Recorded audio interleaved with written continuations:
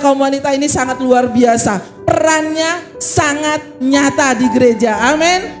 Amin. Bukan saja di gereja, tetapi di rumah juga, di masyarakat juga. Nah, karena itu ketika kita melihat wanita, kita bukan melihat dia orang yang lemah, tetapi kita melihat bahwa wanita itu adalah orang yang punya potensi daya dan dana. Ya, juga memiliki doa-doa yang sangat mujarab dijawab. Amin.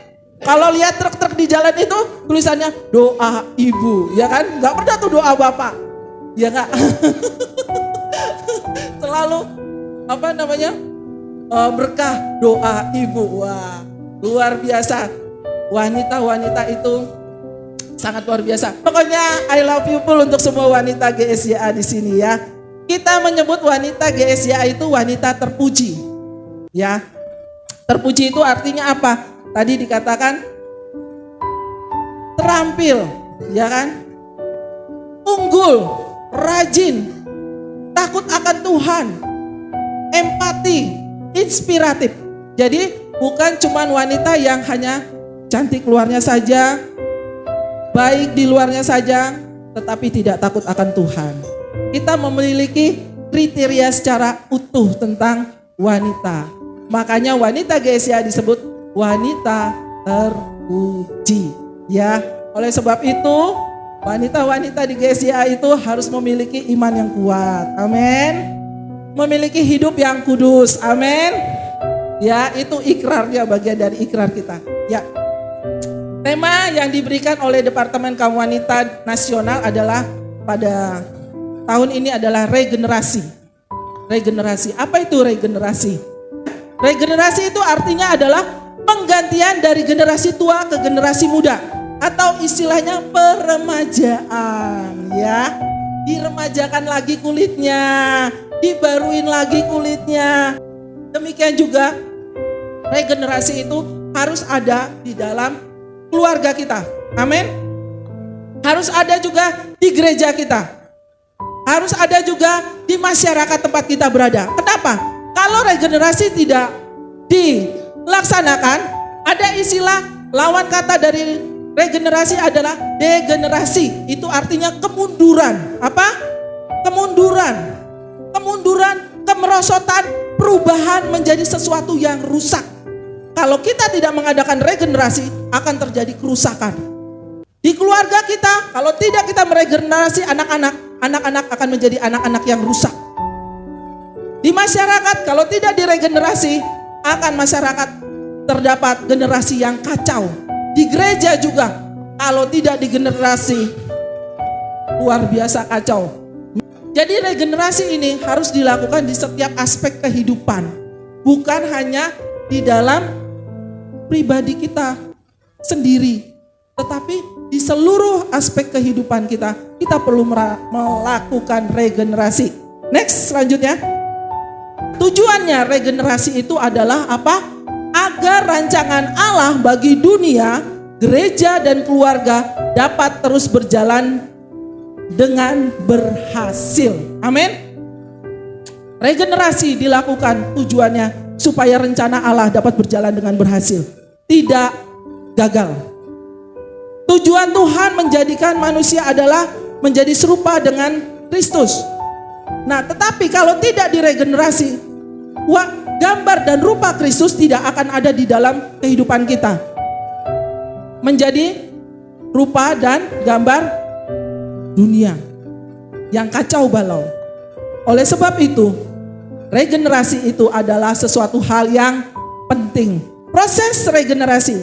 Selanjutnya, apa kata firman Tuhan di dalam Perjanjian Lama tentang regenerasi ini? Kita mau baca sama-sama ya. Ulangan 6 ayat 5 sampai 9. Inilah Tuhan Allahmu dengan segenap hatimu dan dengan segenap jiwamu dan dengan segenap kekuatanmu. Apa yang kuperintahkan kepadamu pada hari ini haruslah engkau perhatikan. Selanjutnya, haruslah engkau mengajarkannya berulang-ulang kepada anak-anakmu dan membicarakannya apabila engkau duduk di rumahmu, apabila engkau sedang dalam perjalanan, apabila engkau berbaring dan apabila engkau bangun. Selanjutnya, haruslah engkau juga mengikatkannya sebagai tanda pada tanganmu, dan haruslah itu menjadi lambang di dahimu, dan haruslah engkau menuliskannya pada tiang pintu rumahmu dan pada pintu gerbangmu. Ini kata Tuhan tentang regenerasi. Jadi harus berulang-ulang diajarkan. Jadi proses regenerasi, maksud regenerasi itu bukan sekedar ada saat ini, tapi dari dulu, dari zaman perjanjian lama Tuhan sudah memiliki konsep regenerasi itu harus ada. Amin. Lalu perjanjian baru di dalam Matius 28 ayat 20. Dan ajarlah mereka melakukan segala sesuatu yang telah kuperintahkan kepadamu. Ini kata Tuhan Yesus. Jadi regenerasi itu harus dilakukan. Apa yang sudah kita terima itu harus kita ajarkan kepada generasi berikutnya. Pak Wisnu selama ini berkata dari minggu ke minggu yang lalu juga selalu bilang begini. Generasi selanjutnya adalah tanggung jawab kita. Ya kan? Generasi selanjutnya, anak-anakmu, anak-anak yang ada di gereja ini adalah tanggung jawab kita. Meregenerasi itu adalah tanggung jawab kita. Ya. Itu kata Tuhan Yesus. Ajarlah mereka melakukan segala sesuatu yang telah kuperintahkan kepadamu. Tuhan sudah memerintahkan, Tuhan sudah memberikan firman-Nya kepada kita. Kita sudah melakukan firman Tuhan. Kita sudah taat setia melakukan firman Tuhan. Ibadah rajin, baca Alkitab rajin, tetapi bukan untuk diri kita sendiri. Tetapi untuk siapa? Untuk kita ajarkan juga kepada generasi berikutnya. Amin. Makanya itu di gereja ini ada kelas sekolah minggu. Bawa anak-anak untuk ke sekolah minggu. Di sana kita akan meregenerasi anak-anak menjadi anak-anak yang cinta Tuhan. Ada kelas sekolah minggu, ada grup WA untuk anak-anak. Anak-anak diajarkan untuk baca firman. Ya, saya sangat bersyukur. Setiap hari lihat anak-anak rajin baca Alkitab, laporan membaca Alkitab. Wah, luar biasa. Ini pasti dari orang tua yang sudah berhasil meregenerasi. Amin. Beri tepuk tangan untuk ibu-ibu mereka. Ya. Untuk meregenerasi itu ada prosesnya. Prosesnya yang pertama adalah punya modal yang kuat. Punya modal yang kuat. Artinya apa? Kita punya sesuatu untuk kita bagikan. Ya, apa yang kita bagikan kalau kita tidak punya sesuatu? Kita tidak bisa membagikan kalau kita kosong. Kalau kita kosong kita tidak bisa membagikan. Oleh sebab itu kita harus punya modal yang kuat. Kita punya sesuatu. Kita punya hal yang akan kita bagikan kepada generasi berikutnya. Yaitu apa? Yaitu memiliki pengalaman pribadi yang fresh dengan Tuhan. Kita punya pengalaman pribadi. Kita punya kemampuan, kita punya potensi, kita punya bakat, kita punya talenta. Setiap hari kita melakukannya. Ada pengalaman-pengalaman yang diperbaharui di dalamnya setiap hari. Itu kita bagikan kepada anak-anak kita. Itu kita bagikan kepada generasi berikutnya. Ya, jadi pengalaman, kemampuan, talenta, apa yang kita punyai itu bukan buat kita sendiri. Kita bagikan kepada mereka. Ya. Tetapi yang terpenting adalah modal yang kuat itu adalah apa? Paham esensi kebenarannya. Paham esensi kebenarannya ini artinya apa ya? Di dalam setiap peristiwa itu apa sih maksudnya? Nah, seperti itu. Hikmahnya apa sih kalau kata orang dunia? Nah, kita tahu di dalam setiap peristiwa yang terjadi di dalam kehidupan kita sebenarnya ada maksud firman Tuhan. Ya, ada maksud Tuhan di dalamnya. Nah, ini yang kita harus pahami, ya, anak-anak.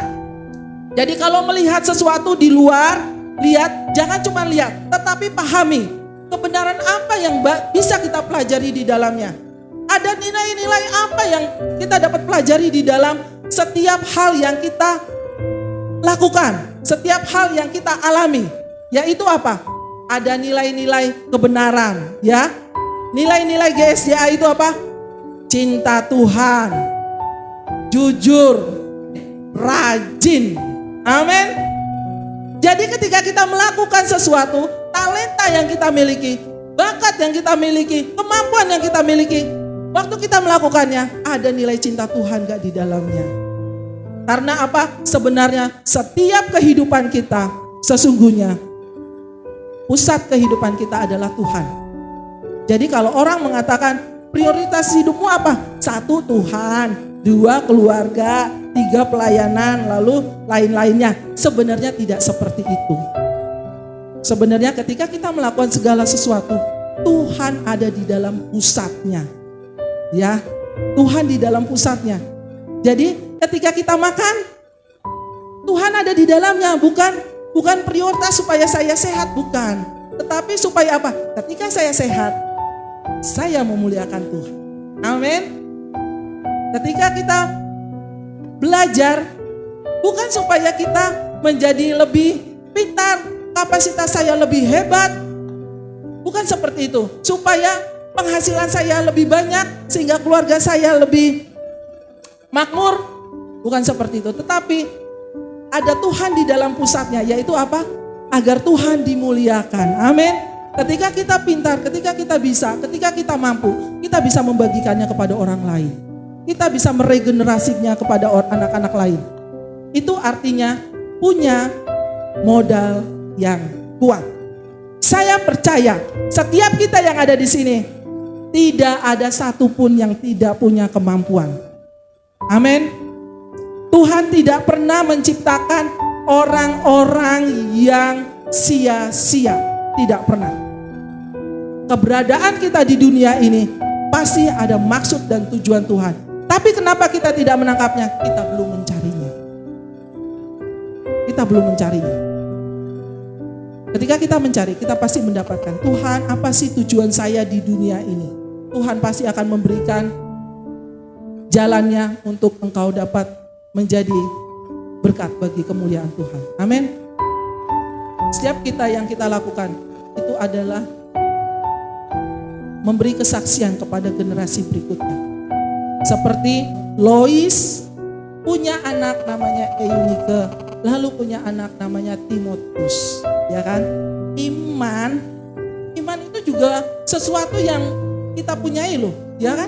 Itu kekayaan. Nenek Lois punya iman, diwariskan kepada anaknya namanya Eunike, lalu diwariskan lagi kepada anaknya yang bernama Timotius, ya. Sehingga Timotius ini, dan ini warisan ini, apa yang dipunyai ini berkembang loh. Waktu nenek Lois ini mewariskan imannya kepada Eunike, itu cuma sekedar iman. Lalu kemudian kepada Eunike, kepada Timotius, itu bukan sekedar iman saja, tetapi akhirnya Timotius ini bisa mengajar, bisa menjadi pemimpin jemaat. Ya, jadi apa yang kita wariskan sebenarnya bisa berkembang. Proses regenerasi yang kedua adalah mengajarkan, ya, mengajarkan. Ini di dalam Ulangan 6 ayat 7 sampai 9 yang tadi sudah kita baca, ya. Proses regenerasi ini yang harus kita lakukan adalah mengajarkannya. Cara mengajarnya bagaimana? Caranya adalah bangun hubungan yang baik dengan generasi berikutnya. Ketika kita mau mengajarkan, kita meregenerasi, itu harus ada hubungan yang baik. Kemarin saya berbincang-bincang dengan seorang guru baru. Dia bilang begini, Bu, tahu nggak Bu? Ada murid saya tuh yang nilainya bagus terus. Terus saya tanyain, kenapa kamu nilainya bagus? Dia cuma bilang begini, karena saya suka sama ibu. Saya melihat ibu tuh beda gitu. Tuh, kalau ada hubungan yang baik, proses regenerasi pun terjadi dengan lancar. Amin. Apa yang kita lakukan terhadap generasi-generasi selanjutnya ini? Ketika kita cuman galak-galak aja, ngajar dengan galak, marah-marah, tidak akan berhasil. Bangun hubungan yang baik. Ketika kita membangun hubungan yang baik, proses regenerasi itu akan berjalan dengan baik juga. Yang kedua, ajarkan mereka melalui kata dan teladan, ya. Secara terus menerus, kapan saja dan di mana saja. Yang kita lakukan itu lebih besar kuasanya daripada yang kita katakan, ya kan? Teladan itu lebih berbicara. Lakukan hal-hal yang baik, ya, bukan seperti kita menggunakan topeng, bukan kalau di depan anak kita baik gitu, di belakang anak pentalitan semaunya, bukan seperti itu, bukan seperti kita memakai topeng, tetapi adalah kita memberikan teladan yang benar. Amin. Tidak bisa kita bilang begini, "Nak, kamu itu harusnya rajin, cinta Tuhan." Tapi yang terjadi di dalam kehidupan kita, gereja mulai jam 7, kita datang setengah 8. Bukan seperti itu, iya kan? Kita mau mengajarkan, "Anakku, kamu harus disiplin, rajin, cinta Tuhan." Gereja mulai jam 7, kita datang setengah 7. Amin. Amin, itu yang benar, ya. Jadi keteladanan itu lebih besar kuasanya untuk mengajar. Diajarkan terus menerus, diteladani terus menerus. Amin. Jangan omong doang, ya. Jangan omong doang. Ayo mari kita mulai memberikan teladan. Mulai dari kita yang cinta Tuhan, mulai dari kita yang menjadi orang tua yang rajin, mulai dari kita orang tua yang jujur. Jadi kalau ada penagih hutang jangan bilang mama lagi pergi, papa lagi pergi. Hadapi tukang hutangnya itu, ya kan? Jujur, jangan ngajarin anak bohong. Kita nggak mau ketemu sama orang itu, bilang ya mama nggak ada. Padahal mamanya di kamar. Kita udah mulai ngajarin anak bohong. Jujur perlu kita ajarkan. Nilai-nilai GSIA ini sangat baik sekali. Cinta Tuhan, rajin dan jujur. Itu harus kita lakukan terus menerus, ya. Itu harus kita ajarkan terus menerus kepada generasi berikutnya ini. Cinta Tuhan supaya dia apa? Supaya dia tidak berlaku semena-mena di dalam pergaulannya, di dalam kehidupannya, supaya dia berhati-hati, dia juga rajin baca Alkitab, dia hidup saleh, terus juga dia cinta Tuhan, juga artinya dia mau melayani. Kita dorong anak-anak kita melayani, kita sendiri tidak pergi ke gereja, bukan seperti itu. Teladan itu lebih berbicara daripada perkataan yang sangat banyak. Amin. Lalu yang selanjutnya, yang ketiga, proses regenerasi yang ketiga adalah mulai percayakan kepada generasi selanjutnya. Nah, ketika kita sudah memberi teladan, kita sudah memberi ajaran-ajaran, kita sudah mulai kasih teori-teori, cara-caranya. Ini loh contohnya kalau kita mau pelayanan, ini loh contohnya kalau kita menjadi orang rajin, inilah contohnya kalau cinta Tuhan. Kita mulai percayakan anak-anak untuk melakukannya, ya. Latih mereka untuk melakukan. Latih anak-anak. Ketika engkau dilatih, mungkin itu sesuatu yang menyebalkan, itu sesuatu yang tidak enak, membuat engkau terbebani. Tetapi ketika kita sedang dilatih, kita sedang diajar untuk menjadi orang-orang yang lebih baik pada berikutnya. Amin. Menjadi generasi-generasi yang unggul. Kita baca poinnya, ya. Jangan membandingkan kemampuan kita dulu dengan mereka sekarang. Ya, jangan kita bandingin. Memang ketika kita menyuruh anak nyapu, ketika kita nyuruh anak nyuci piring, itu tidak sebersih yang kita lakukan. Tapi kalau kita mempercayakan, mereka akan belajar dari kekurangan apa yang mereka lakukan. Itu pun juga yang terjadi di gereja. Ketika kita mulai meregenerasi, banyak hal yang kurang dari yang kita lihat, ya. Banyak. Tetapi kita jangan membanding kemampuan kita dulu dengan mereka sekarang. Dampingi mereka dengan sabar dan kelembutan. Yang keempat, proses regenerasi. Doakan selama prosesnya terjadi, ya. Semua pencapaian besar selalu diawali dengan doa. Jadi jangan lupa untuk berdoa. Ya, doakan mereka di dalam prosesnya ini. Hidupnya nanti akan menjadi apa? Akan menjadi generasi yang seperti apa? Itu harus kita doakan. Bawa terus dalam doa supaya anak-anak ini berhasil. Amin. Karena kalau anak-anak ini berhasil, kita juga yang diuntungkan. Pak Wisnu selalu bilang apa? Kalau kamu membuat anak ini gampang sekarang, 10 tahun, 20 tahun ke depan, kamu akan susah. Tetapi kalau kamu mempersulit anakmu sekarang 20 tahun, 10 tahun ke depan, kamu akan dipermudah. Kenapa? Karena ketika kita melatih, itu memang anak dipersulit. Ya kan? Anak merasa susah. Mama cerewet, papa cerewet, nakal. Aku harus begini, aku nggak bebas, aku begini, nggak bebas. Tetapi di depannya dia akan menjadi orang-orang yang disiplin. Di depan sana dia akan menjadi orang-orang yang unggul. Di depan sana dia akan menjadi orang-orang yang rajin. Di depan sana dia akan menjadi orang yang cinta Tuhan. Itulah ketika kita meregenerasi anak-anak.